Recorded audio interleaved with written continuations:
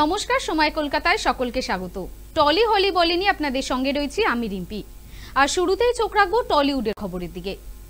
বহুরূপে মুক্তির আগেই অভিনেত্রী রীতা বড়িকে দেখা গেল ক্যাটরিনা কাইফের সঙ্গে। দুজনকে একসঙ্গে ক্যামেরার সামনে পোজ দিতেও দেখা গেল। ব্যাপারটা ঠিক কি? আসলে এক গয়না প্রস্তুতকারক সংস্থার সঙ্গে দুজনই যুক্ত, একসঙ্গে বিজ্ঞাপনেও কাজও করেছেন। সম্প্রতি সংস্থার পক্ষ থেকে কোচিতে নবরাত্রি অনুষ্ঠানের আয়োজন করা হয়েছিল, আর সেখানেই গিয়েছিলেন রীতা বড়ি ও ক্যাটরিনা। হলুদ চুড়িদারে সাজেন রীতা বড়ি, ক্যাটরিনার পরনে ছিল তরুণ তাহিলানির ডিজাইন করা শাড়ি। নবরাত্রির এই অনুষ্ঠানে বলিউডের আরও একাধিক তারকাকেও দেখা যায়। প্রসঙ্গত, বিজ্ঞাপনে কাজ করার পর থেকেই ক্যাটরিনার সঙ্গে বেশ ভালো সম্পর্ক রীতা বড়ির। ভিকি ক্যাটরিনার বিয়ের পর সোশ্যাল মিডিয়ায় শুভেচ্ছাও জানিয়েছিলেন রীতা বড়ি।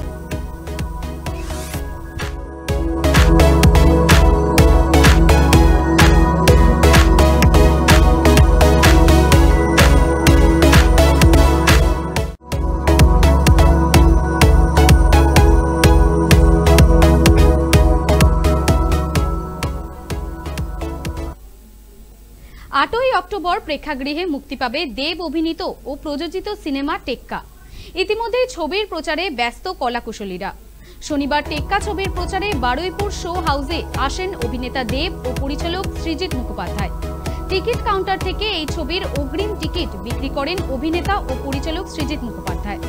সিনেমা হলের মধ্যে অনুরাগীদের সাথে দেখা করেন, কথা বলেন, এমনকি তাদের সঙ্গে ছবিও তোলেন তিনি। পাশাপাশি বারুইপুর প্রগতি সংঘের 32তম বর্ষের দুর্গাপূজা মণ্ডপ উদ্বোধন করেন অভিনেতা দেব ও পরিচালক সৃজিত মুখোপাধ্যায়। অনুষ্ঠানে উপস্থিত ছিলেন পশ্চিম বিধানসভার অধ্যক্ষ তথা বারুইপুর পশ্চিমের বিধায়ক বিমান বন্দ্যোপাধ্যায়, যাদবপুর লোকসভা কেন্দ্রের সাংসদ সায়নী ঘোষ সহ অন্যান্যরা। বারুইপুর প্রগতি সংঘের এবারের ভাবনা, প্রকৃতির মাঝে প্রাচুর্যের সাজে দুবাইয়ের মিরাক্কেল গার্ডেন।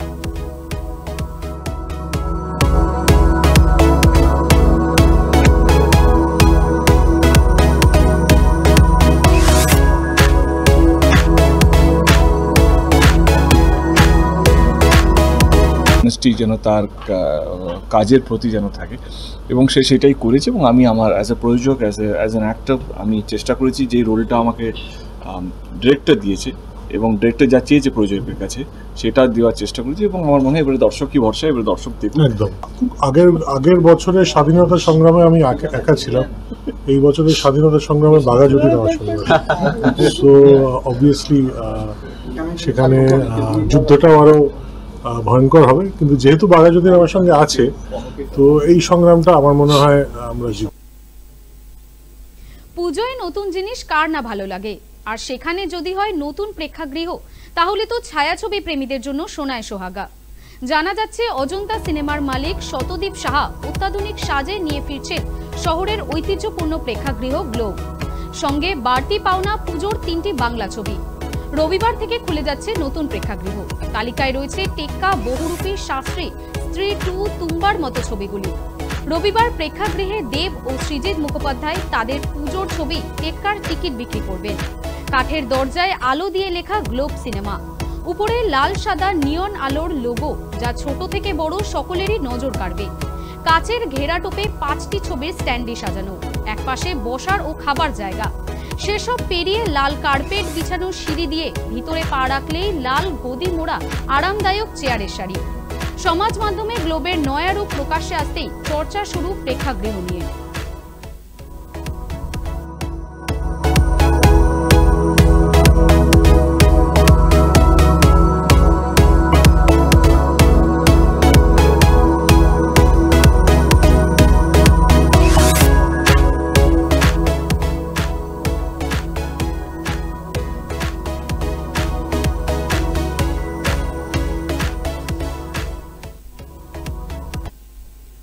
জালিয়াতির অভিযোগে অভিনেত্রী রিয়া চক্রবর্তীকে সমন পাঠালো দিল্লি পুলিশ।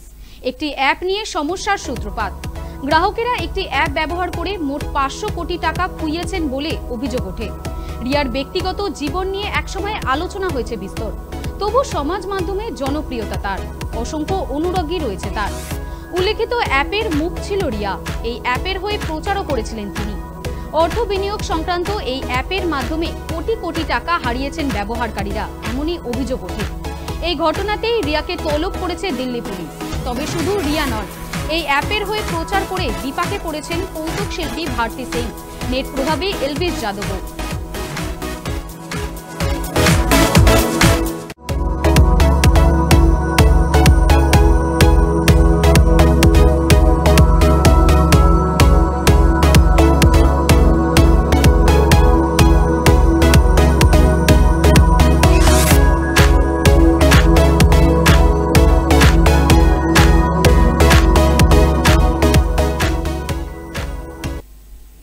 স্তন ক্যান্সারে আক্রান্ত অভিনেত্রী হিনা খান, কঠিন অসুখের সঙ্গে লড়াই করছেন অভিনেত্রী। সম্প্রতি ধুমধাম করে নিজের ৩৭তম জন্মদিন পালন করলেন হিনা। অসুস্থতার মধ্যেও ব্র্যান্ড শুট করে চলেছেন তিনি। অন্যদিকে কেমোথেরাপি চলছে। এরই মধ্যে তার জন্মদিনটা জমজমাটভাবে পালন করলেন তার ভক্তরা এবং কাছের মানুষরা মিলে। সেই বিশেষ ছবি এবং ভিডিও নিজের ইনস্টাগ্রামে ভাগ করে নিলেন নায়িকা নিজেই। বন্ধু এবং ভক্তদের শুভেচ্ছায় ভালোবাসায় আপ্লুত অভিনেত্রী। ভিডিও ভাগ করে নিয়ে নায়িকা লেখেন, কি আশ্চর্য, এত বছর ধরে নিরন্তর ভালোবাসা দিয়ে আসছেন আপনারা আমাকে। প্রতি বছর এত প্রশংসা ও আশীর্বাদ পেয়ে আপ্লুত। আপনারা প্রতিটি কঠিন সময়ে পাশে ছিলেন। আশা করি আগামী দিনেও আপনারা আমার পাশে থাকবেন।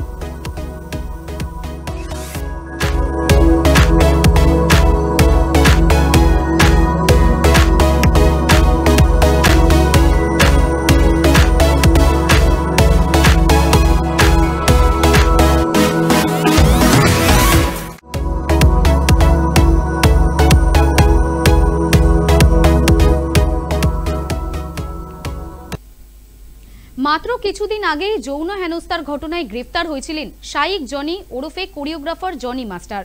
তার বিরুদ্ধে অভিযোগ করেছিলেন তারই এক মহিলা অ্যাসিস্ট্যান্ট। এরপর সাইবেরাবাদ পুলিশ তাকে গ্রেফতার করেন গোয়া থেকে। আদালতে তোলা হলে ৬ই অক্টোবর থেকে ১০ই অক্টোবর তার জামিন মঞ্জুর করেছে হায়দ্রাবাদ আদালত। এবার বড় পদক্ষেপ করল কেন্দ্রীয় সরকার। প্রত্যাহার করা হলো জনি মাস্টারের জাতীয় পুরস্কার। শুক্রবার কেন্দ্রীয় তথ্য সম্প্রচার মন্ত্রকের জাতীয় চলচ্চিত্র পুরস্কার সেল বিবৃতি দিয়ে জানায়, এই জাতীয় পুরস্কার প্রত্যাহার করে নেওয়া হয়েছে।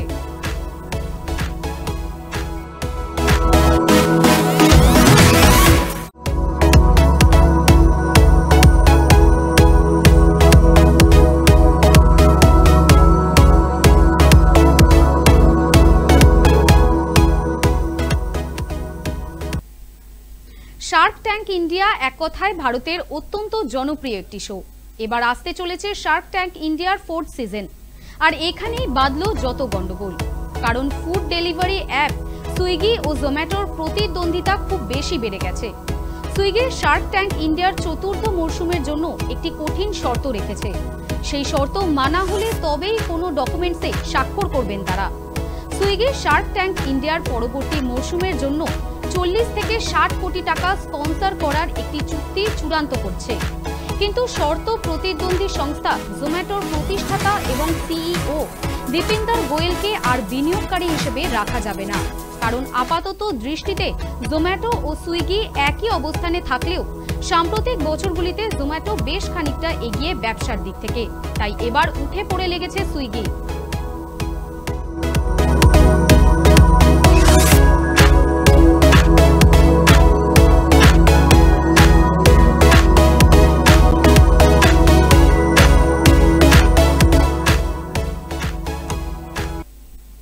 টলি হলি বলি এখনকার মতো এই পর্যন্তই। নজর রাখুন সময় কলকাতায়। সময় বলবে সময়ের কথা।